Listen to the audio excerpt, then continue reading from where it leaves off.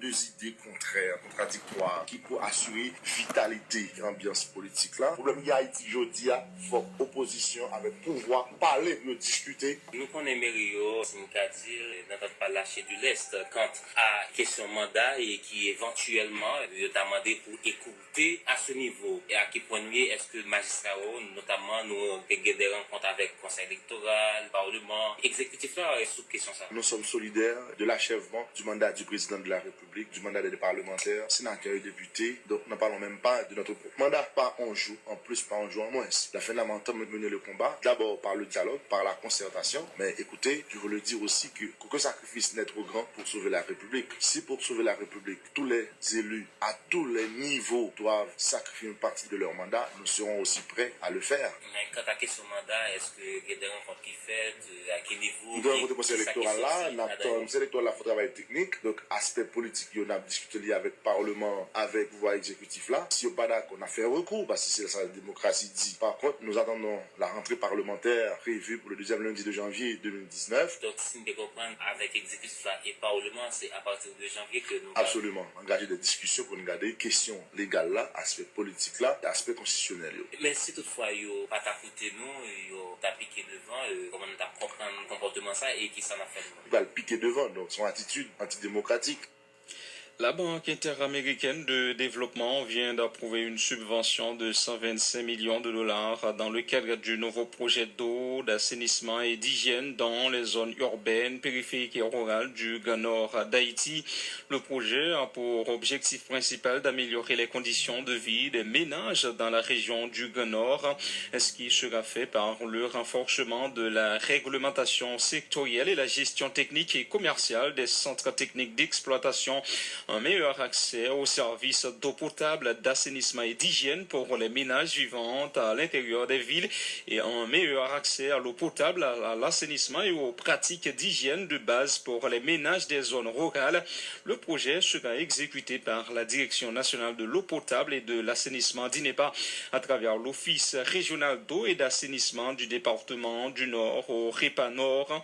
Ce projet aidera notamment au renforcement des structures de la DINEPA présente dans la région, selon un communiqué de presse de la représentation de la BID en Haïti. Le président de l'association professionnelle des magistrats haïtiens Wando Saint-Villiers exprime ses préoccupations face à la persistance de la crise qui sévit dans la juridiction de Port-au-Prince. Le juge Wando Saint-Villiers invite le barreau de Port-au-Prince à lever la grève afin de faciliter la reprise des activités judiciaires.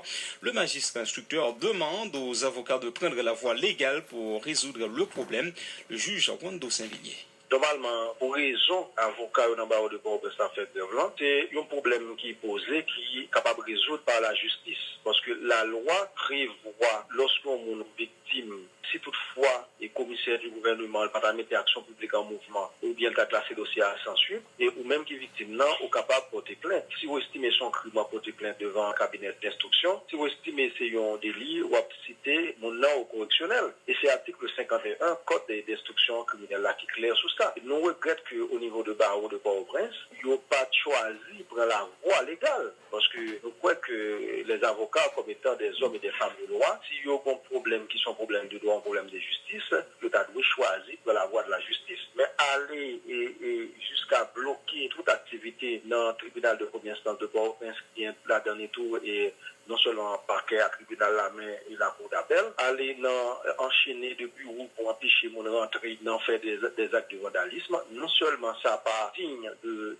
prestige profession d'avocat, mais en même temps tout, donc c'est pas une position qui est basée sur la loi. Après près de 2 mois et de blocage au niveau de l'association professionnelle des magistrats, on a fait appel avec sens de leadership bâtonnier de l'ordre des avocats de Port-au-Prince, ensemble avec tout l'autre monde qui est en conseil ensemble avec lui, pour qu'il aurait été fait dans la situation.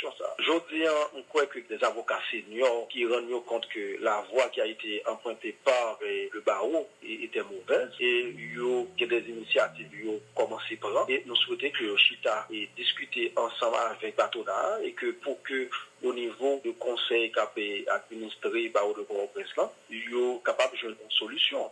Le juge Wando Saint-Villiers, le collectif Défenseurs Plus, fustige les autorités concernées de n'être pas parvenues jusqu'ici à résoudre le conflit opposant le barreau et le parquet de Port-au-Prince. Le ministère de la Justice, le parquet et le barreau n'ont pas la volonté de trouver une solution à cette crise, estime Défenseurs Plus, soulignant que les justiciables sont les premières victimes de cette situation.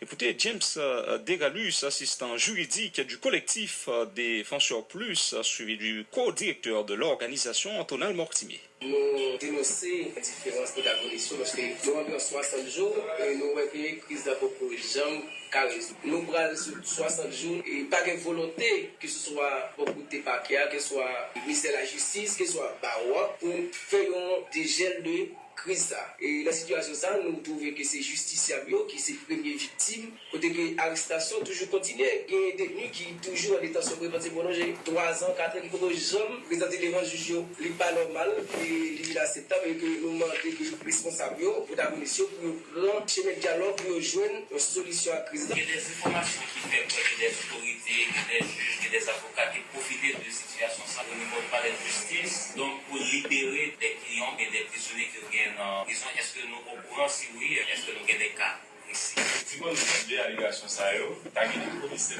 paquetiers et juges qui ont même profité à faire marchandage pendant que paquet n'a pas fonctionné, qui t'a rencontré des justiciables dans d'autres lieux, mais ce n'est pas des formations vérifiées. Et c'est à qu'on fait des corruptions, c'est à qu'on fait d'abus d'autorité, et si vous faites le corps, ou bien l'autre avantage dans les justiciables. Le RNDDH a fait un exposé de la situation dans les centres carcéraux du pays lors d'une audience auprès de la Commission interaméricaine des droits de l'homme le 5 décembre dernier.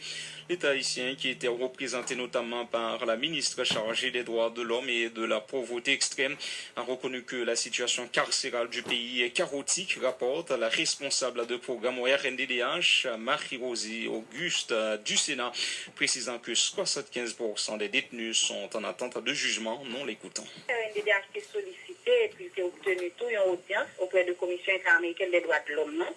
Sur situation carcérale en Haïti. Audience a été réalisée le 5 décembre 2018 dans Washington et c'était une opportunité que le RNDDH a gagnée pour te présenter conditions générales de détention en Haïti et plutôt parler de statut juridique prisonnier. Selon le dernier rapport que le RNDDH fait qui sorti en octobre 2018, 75% de population carcérale attend le jugement. L'État haïtien s'est représenté dans l'audience qui était faite devant CIDA.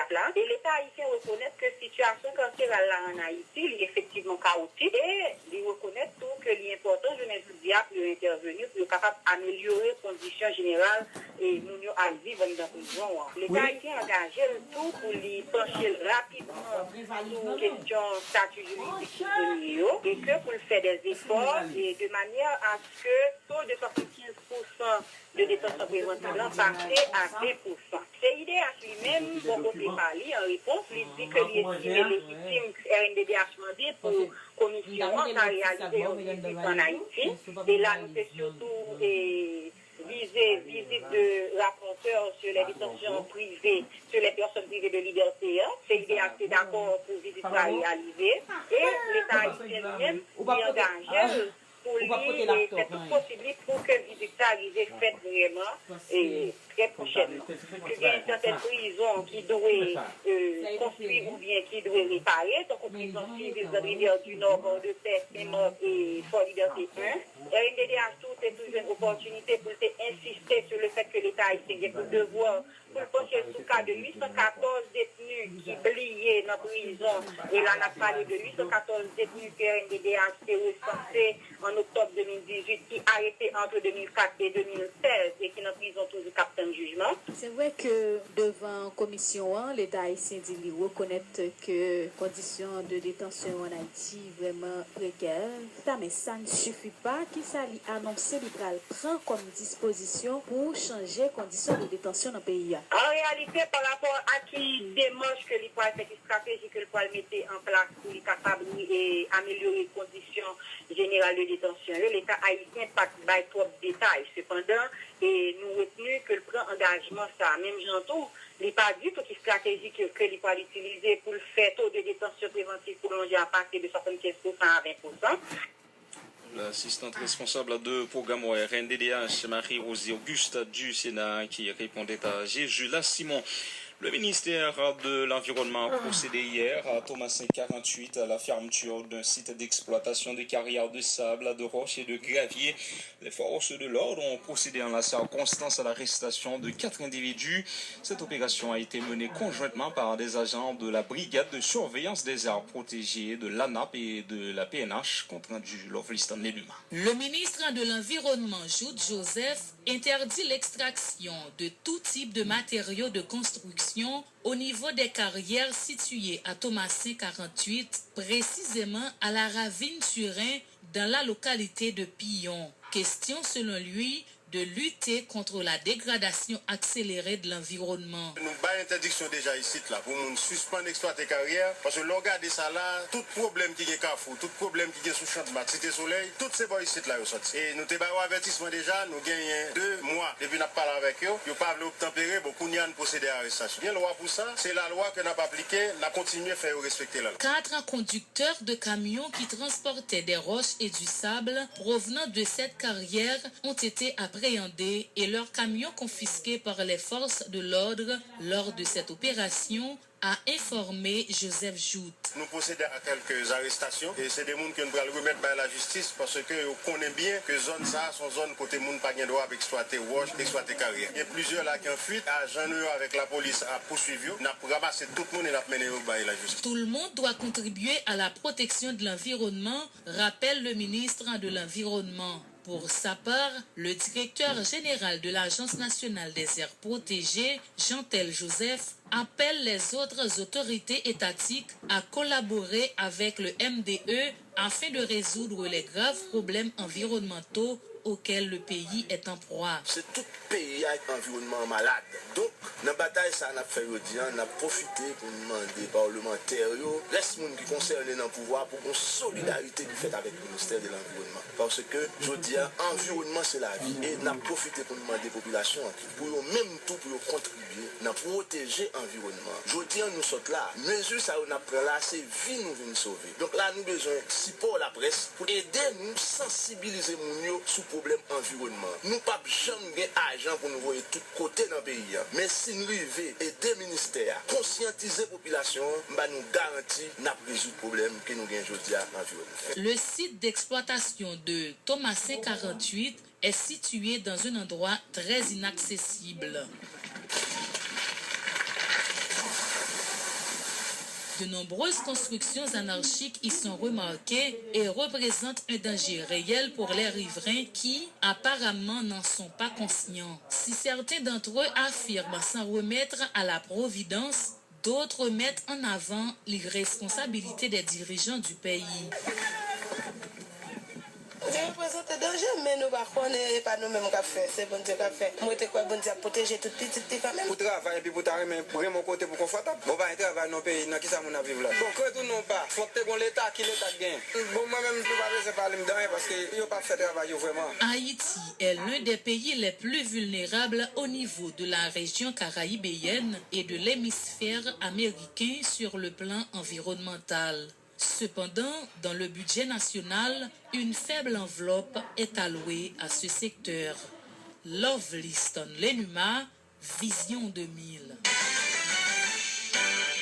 Mettez pour mettre, BPT 50 000 gouttes. Apprenti temps pour bénéficier 7% obligation PRH. C'est comme vous fait cash, pas négocier. Fanny, tout passe de côté. Tant de monde a parlé de un produit qui est obligation BRH. Qui ça lié même? Obligation BRH, c'est un produit